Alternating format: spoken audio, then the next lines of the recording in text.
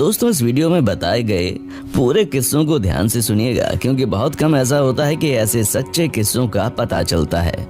Germany के उस वैज्ञानिक को लगता था कि पेशाब और सोने का कलर एक जैसा होता है, इसलिए जरूर यूरिन में यानी कि पेशाब में सोने का कुछ ना कुछ अंश जरूर मौजूद होगा। उसने इंसानों की यूरिन को इकट्ठा करना शुरू किया और देखते देखते लगभग 5700 लीटर यूरिन इकट्ठा कर लिया, जिसके बाद उस पेशाब से सोना निकालने के लिए उसे उबालना उसने शुरू किया।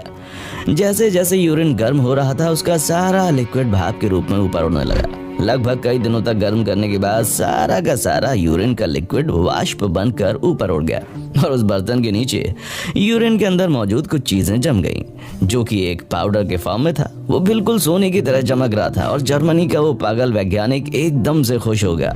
उसे लगा कि बस उसने जंग जीत ली है और उसे डर लगने लगा कि कहीं सोना बनाने का उसका ये फॉर्मूला चोरी ना हो जाए।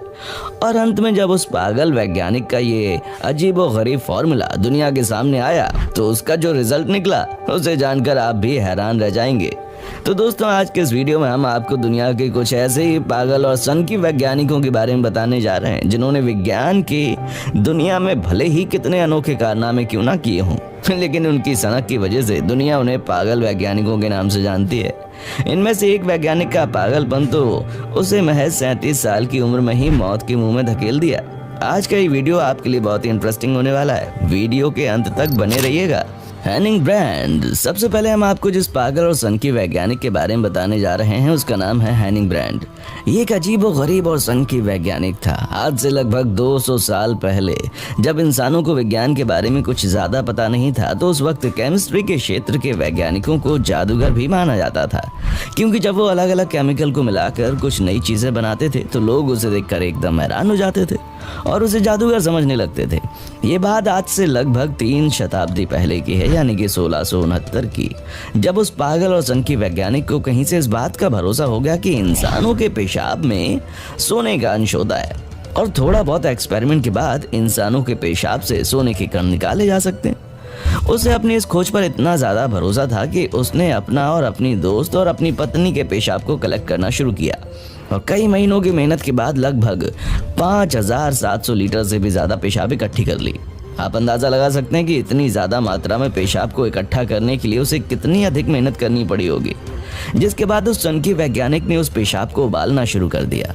लगभग कई दिनों तक पेशाब को उबालने के बाद जब पेशाब में मौजूद सारा लिक्विड भाप बनकर उड़ गया, तब उस बर्तन में नीचे की तरफ पाउडर की कुछ परत बच गई।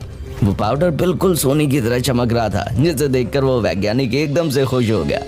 आपको जानकर हैरानी होगी कि उस पागल वैज्ञानिक ने लगभग 6 साल तक अपने इस फार्मूला को दुनिया से छुपा कर रखा। उसे डर लगने लगा था कि सोना बनाने का ये फार्मूला कहीं लीक ना हो जाए। लगभग 6 सालों के बाद जब किसी दूसरे वैज्ञानिक को इस बात की खबर लगी, तो उसने उस पाउडर पर शोध करना शुरू किया और उसने बताया कि सोने की तरह चमकने वाला वो पदार्थ सोना नहीं बल्कि फास्फोरस है, क्योंकि इंसानों के पेशाब में बहुत मात्रा में फास्फेट पाया जाता है। इसलिए जब उस वैज्ञानिक ने उसे उबालना शुरू किया, तो पेशाब का सारा लिक्विड तोड़ गया, लेकिन फास्फोरस बचा रह गया।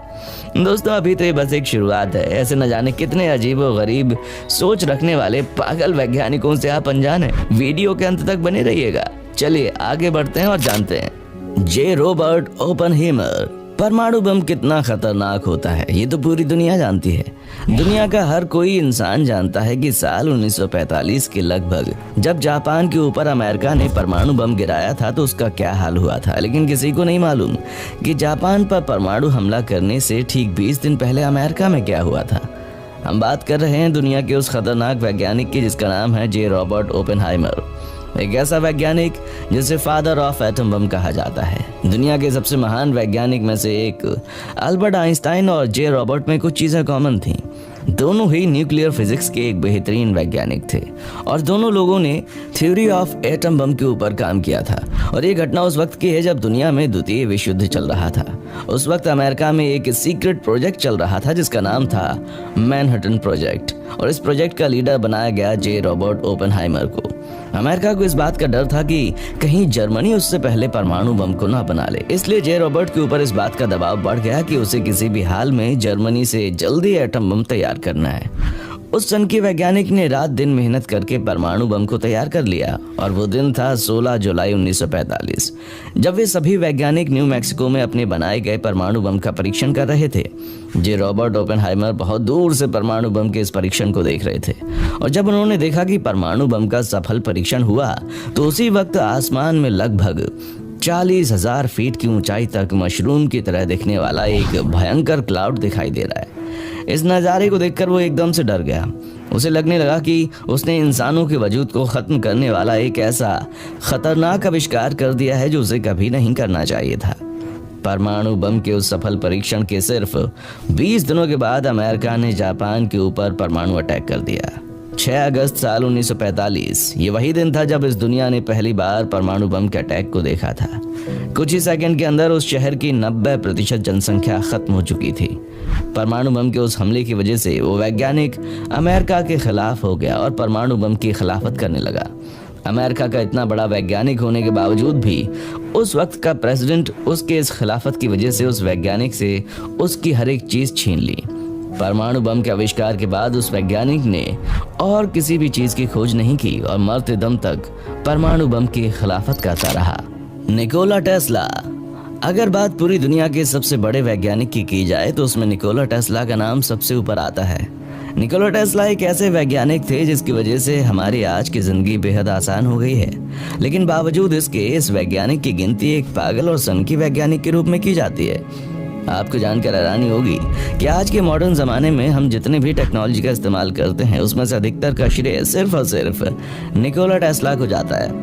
कहा जाता है जब वो अपने स्कूल और कॉलेज की पढ़ाई कर रहे थे उसी वक्त उन्हें सट्टा खेलने की आदत हो गई। इसी वजह से उनकी पढ़ाई पूरी नहीं हो पाई।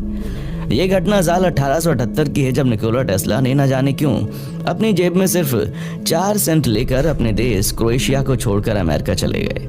निकोला टेस्ला के दोस्त और परिवार वालों का कहना था कि निकोला टेस्ला की मौत हो गई है, लेकिन वो अमेरिका पहुंच चुका था। जिसके बाद साल 1880 के दौरान उनकी मुलाकात थॉमस अल्वा एडिसन से हुई और थॉमस एडिसन ने निकोला टेस्ला को अपनी कंपनी में रख लिया। एडिसन ने निकोला टेस्ला को अपने पास इसलिए रखा ताकि वो एडिसन के द्वारा बनाए गए आविष्कारों को और भी बेहतरीन बना सके। इसी बीच इलेक्ट्रिसिटी का आविष्कार हुआ और इससे यूएस में काफ़ी बिजनेस अपॉर्चुनिटीज़ का जन्म हो गया।